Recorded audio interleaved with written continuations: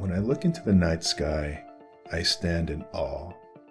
Despite my insignificant stature amongst the cosmos, it gives me a sense of place.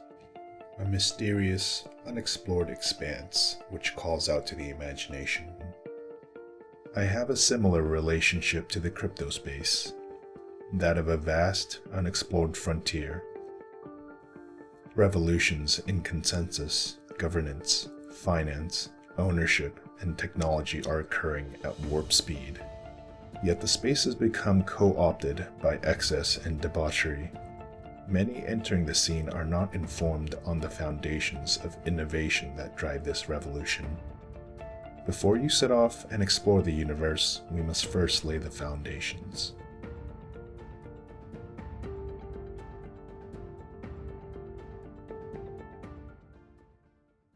I suspect that the majority interested in crypto only really know about it through media figures or acquaintances who may not be knowledgeable on the topic. I want to present a sincere and less biased take on what crypto is and why it may interest you. Decision-making in the absence of knowledge is often mistaken for freedom. In reality, their decision is bound by ignorance. I want to lay out a basic framework for understanding cryptocurrency and allow you to come to your own conclusion. I'm going to focus on Bitcoin and some Ethereum decentralized applications, as they had a major influence on those that followed. Think of this as a minimum viable product for cryptocurrency knowledge. Why is crypto important? Crypto is distinguished from traditional assets by decentralization.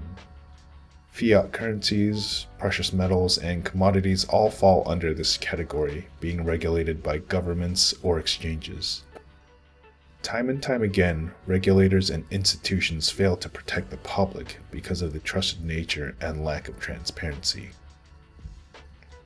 Crypto is an independent and transparent form of currency that cannot be feasibly controlled by a small group of appointed officials. The rules are clear and only change with consensus. Crypto is digitally native, whereas traditional payment systems require significant amounts of physical infrastructure to replicate. Now, moving on to Ethereum applications. Smart contract platforms can act as a form of programmable money and allow an ever-expanding series of use cases. Decentralized finance has made waves in the crypto space. Decentralized exchanges, lending, liquidity farming, and algorithmic stablecoins all provide ways of building wealth and becoming your own bank. While there isn't time to explain the intricacies of each protocol or class of DeFi primitive, smart contracts can allow you to provide financial services that traditionally could only be managed by those with billions in capital.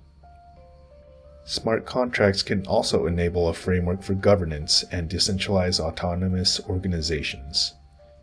Many protocols have varying degrees of decentralization and may allow voting by the holders of the protocol token.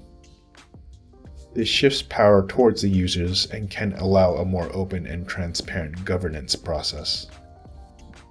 Decentralization is permissionless, which allows projects to build and publish smart contracts being limited only by gas fees to deploy the contract. This can present challenges as this means the responsibility lies upon the user approving the contract. NFTs have made the rounds in the media, focusing mostly on overpriced JPEG images. While digital art is a well-tread use case, I think there are more interesting applications. From play-to-earn games, option contracts to carbon credits and providing a platform for artists, NFTs may embody a new form of digital product that is only limited by what can be created virtually. These are just a few examples and is not meant to be an exhaustive list on the possibilities of smart contract platforms. So, how does Bitcoin work? We often see speculation as magic internet money, but how does a digital native currency work? We can describe crypto in 4 core elements. The blockchain is a series of transactions that have been validated by the network. Each block occurs in order and once validated becomes permanent. Each new block is chained to the previous block by referencing the previous block's hash. Block times typically last 10 minutes each, and the network can process 7 transactions per second. Median transaction times can vary between 5 to 13 minutes. These transactions are completely public and can be viewed with a block explorer. Each block is like a heartbeat to the network.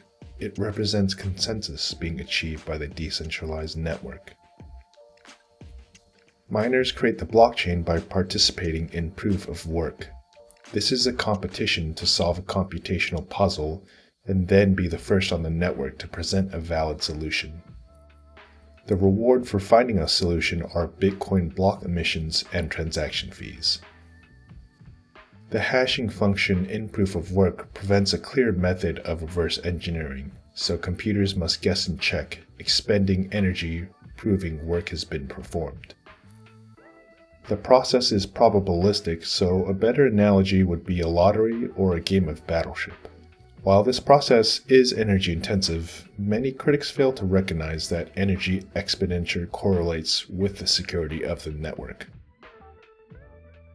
Looking at the industry as a whole, it has made significantly more progress into using green energy and can theoretically scale with changes to the network. To illustrate the inherent security provided by proof of work, let's go over an example case where an attacker wants to go back in time and change 10 blocks in the past. The attacker would need to start mining at block -10.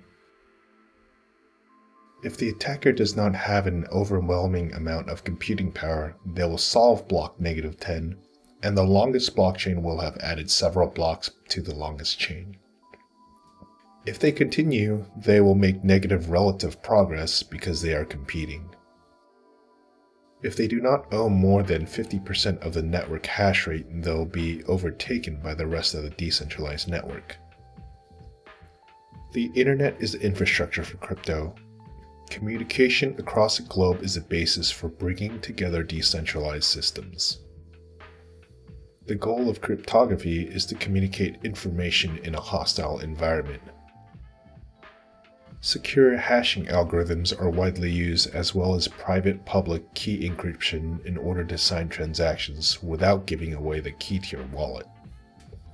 To summarize, cryptocurrency is fundamentally the ability to have a single ledger of transactions that is agreed upon by the majority of a decentralized network.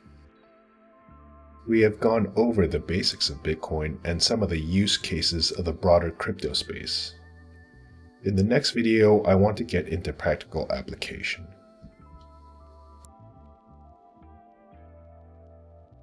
If you've made it this far, thank you. I hope this has helped get a basic idea of crypto fundamentals and enables you to learn and participate in this space.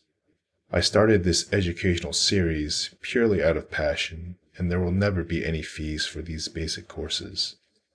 I believe that trying to extract value in this format is a bit unethical. Instead, I am more interested in getting others to gaze more deeply towards the night sky as I do.